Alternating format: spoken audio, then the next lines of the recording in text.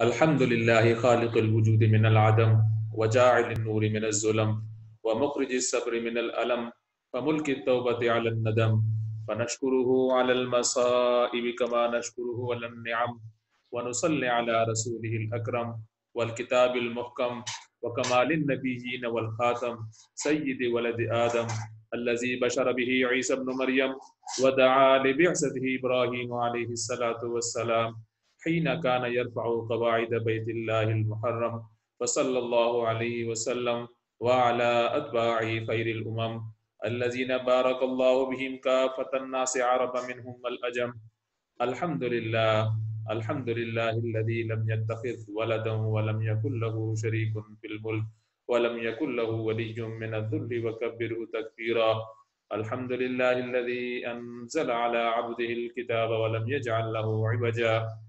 الحمد لله نحمده ونستعينه ونستغفره ونؤمن به ونتوكل عليه ونعوذ بالله من شرور أنفسنا ومن سيئات أعمالنا من يهده الله فلا مضل له ومن يضلله فلا هادي له ونشهد أن لا إله إلا الله وحده لا شريك له ونشهد أن سيدنا ومولانا محمدا عبده ورسوله أرسله الله تعالى بالهدى ودين الحق ليظهره على الدين كله وكفى بالله شهيدا وصلى الله عليه وسلم تسليما كثيرا كثيرا ثم أما بعد فإن أصدق الحديث كتاب الله وخير الهدي هدي محمد صلى الله عليه وسلم وإن شر الأمور محدثاتها وكل محدثة بدعة وكل بدعة ضلالة وكل ضلالة في النار. يقول سبحانه وتعالى في كلامه المجيد بعد أن أقول أعوذ بالله من الشيطان الرجيم بسم الله الرحمن الرحيم إن الإنسان خلق هلوعا إذا مسه الشر جزوعا وإذا مسه الخير منوعا إلا المصلين الذين هم على صلاتهم دائمون والذين في أموالهم حق معلوم للسائل والمحروم والذين يصدقون بيوم الدين. صدق الله العظيم. رب اشرح لي صدري ويسر لي أمري واحلل عقدة من لساني يفقهوا قولي. اللهم ثبتنا عند الموت بلا إله إلا الله. اللهم وفقنا لما تحب وترضى آمين یا رب العالمین. میں نے آپ کے سامنے سورہ معارج جو کہ ایک مکی سورت ہے اس کی چند آیات تلاوت کی ہیں. اللہ تعالیٰ نے انسان کو بنایا اور بڑا ہی خوبصورت بنایا ہے اور اس کو سننے کی، سمجھنے کی اور بولنے کی صلاحیتیں عطا کی ہیں، اور ان سوچنے اور سمجھنے کی صلاحیتوں پر وہ حالات کا اپنے جو ماحول ہے اس کے مطابق وہ کوئی تجزیہ کرتا ہے اور تجزیہ کرنے کے بعد اس پہ اپنا ریئیکشن دیتا ہے، اور یہ اس کی جو رد عمل ہے ماحول کے مطابق اپنے آس پاس کے انوائرمنٹ کے حساب سے، وہ اس کا فزیکل سینس پہ بھی ہوتا ہے اور اس کا ایموشنل سینس پہ بھی ہوتا ہے. کہ جیسے تکلیف ہے، اس کو کوئی چیز چبھتی ہے اس کو تو فوراً وہ ہاتھ پیچھے ہٹاتا ہے. بھوک لگی ہے تو اکارڈنگلی وہ بھوک کی پھر اس کو ہوتی ہے کہ یہ بھوک جو ہے میں کس طریقے سے اس کو ختم کروں. تو انسان کی جو ہے فزیکل جو ریئیکشن ہے وہ بھی موجود ہے، اور انسان کا جو ایموشنل ریئیکشن ہے وہ بھی انسان کے اندر موجود ہے. کہ خوشی جو اس کو کوئی اچھی بات لگتی ہے، جس کو اس کو خوش ہونا چاہیے تو وہ خوشی سے بڑا ہی مطلب اپنی خوشی کا اظہار کرتا ہے. جہاں غمی آتی ہے اس پہ فوراً اس کا پورا کا پورا جو باڈی ہے وہ ایک غمی والی کیفیت میں چلی جاتی ہے. لہذا تمام ایموشن، غصہ اور لالچ، سب چیزیں جو کہ ہمارے ایموشن سے تعلق رکھتی ہیں وہ بھی ہے، اور اکارڈنگلی وہ اس طریقے سے بھی اپنا ریئیکشن دیتا ہے، یا فزیکل ہو چاہے وہ ایموشنل ہو. قرآن مجید میں یہ جو انسان کا جو ریئیکشنری ہونا ہے، اس کا جو اپنا ریئیکشن دینا ہے اپنے ماحول کے مطابق، یہ انسان بائی ڈیفالٹ بنا ہی ایسا ہے. یعنی اس میں کوئی یہ کمی نہیں ہے، بلکہ ایک کمی تو ہے، یہ چیز کمی ہے، اللہ تعالیٰ نے اس کو بنایا ہی ایسا ہے. ان الانسان خلق ہلوعا، کہ بے شک انسان پیدا ہی ایسا کیا گیا، خلق پیدا ایسے ہی کیا گیا، ہلوعا.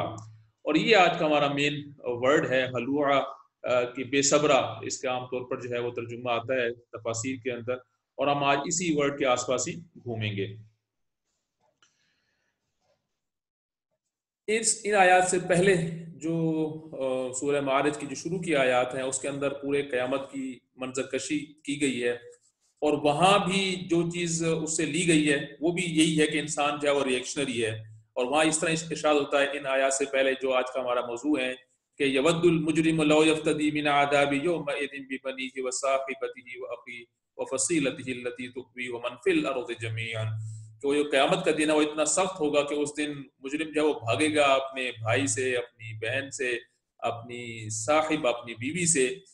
اور سب سے، یہاں تک کہ اپنے جو آس پاس میں جو اس کے ماحول والے جو اس کے آس پاس کے لوگ ہیں وہ، یا زمین پہ جتنے لوگ بھی ہیں سب کے سب، کہتا ہے ان سب کا میں فدیہ دے دوں اور اس مشکل سے بچ جاؤں جو مشکل مجھے ابھی آن پڑی ہے۔ لہٰذا اس کا رد عمل بتایا گیا انسان کا کہ یہ وہ رشتے ہیں جس کے آس پاس انہوں نے اپنی پوری زندگی گزاری، اور دنیا میں اس کی پوری زندگی تھی، یہی رشتے اس کی پوری زندگی تھی، لیکن ابھی جب مشکل پڑی ہے تو اس مشکل سے بچنے کے لیے اس نے تمام رشتوں کو داؤ پر لگا دیا اور اب فوراً اپنا ری ایکشن دے دیا۔ تو انسان فوری اپنا رد عمل دیتا ہے۔ یہ جو ہلوعہ کا لفظ ہے، یعنی انسان فوری رد عمل دیتا ہے اور آؤٹ آف کنٹرول ہو جاتا ہے، اس کو کنٹین نہیں کر پاتا۔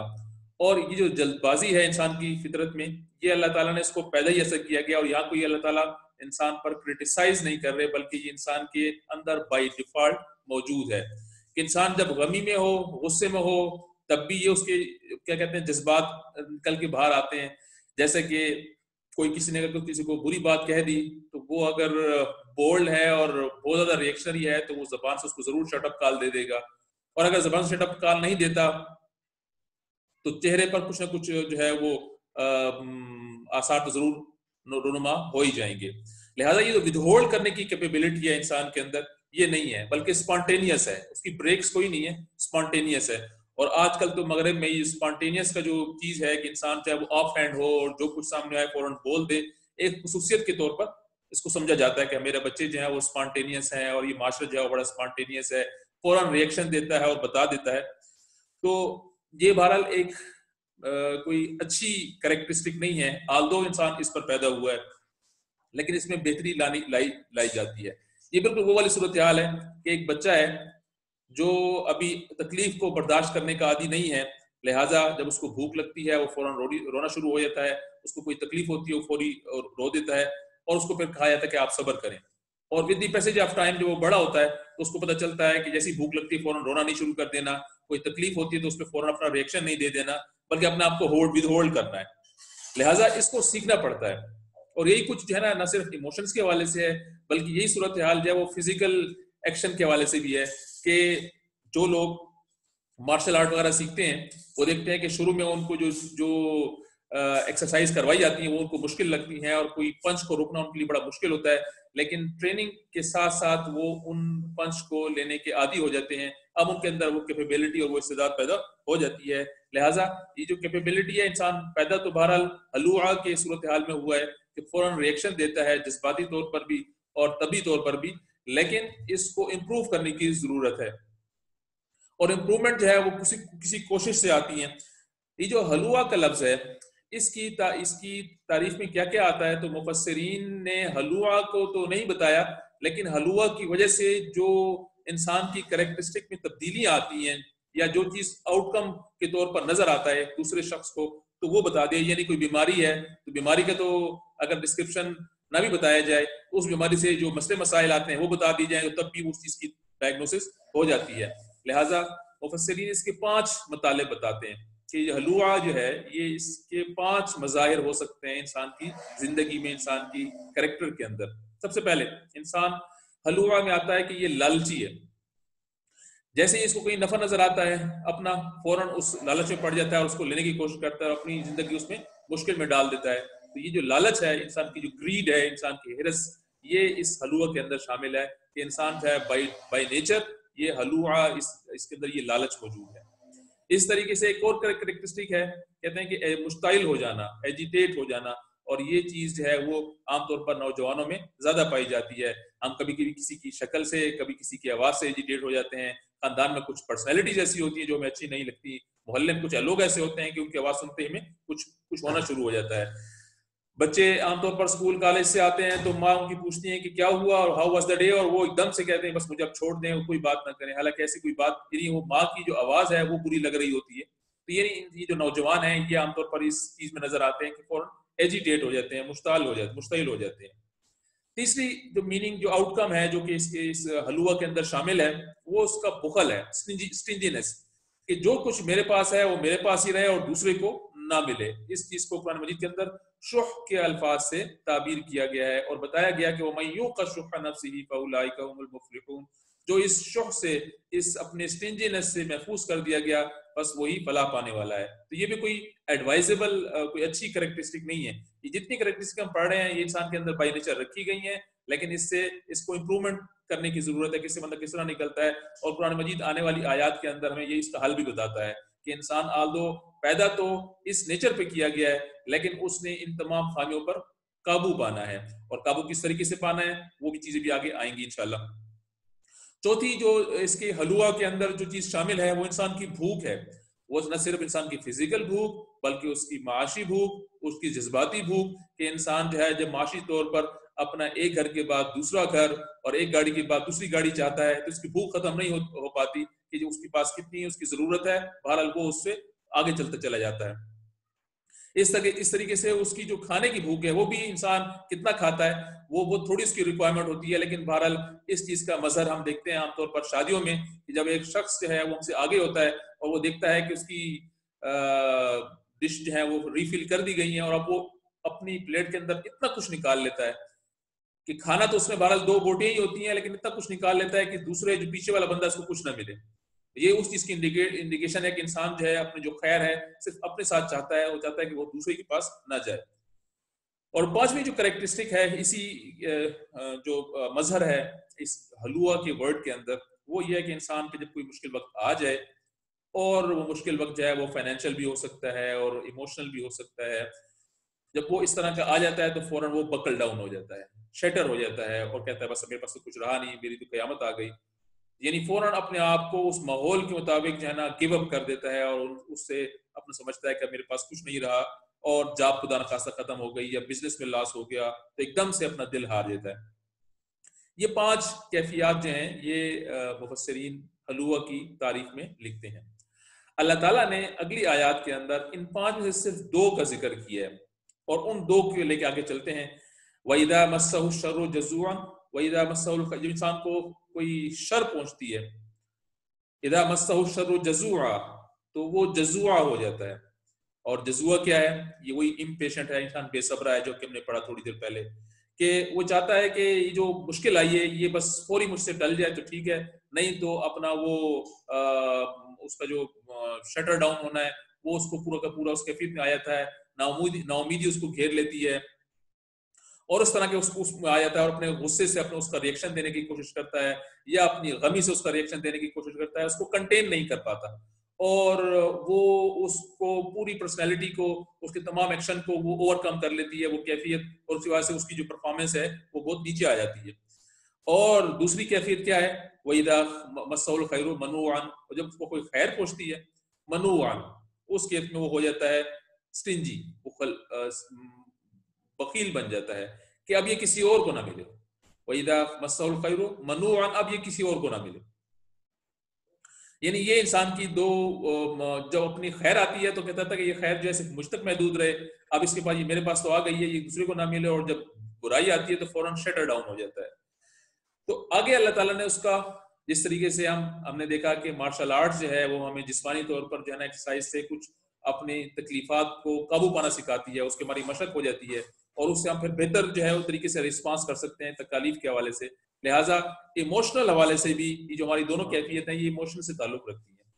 اور ان ایموشنز کی بھی جب پریکٹس کی جائے گی تو اس میں بہتری آ سکتی ہے. اور وہ بہتری کس طرح آئے گی؟ اس میں سب سے پہلے جو بتایا گیا کہ الا المصلین الذین هم علی صلاتهم دائمون،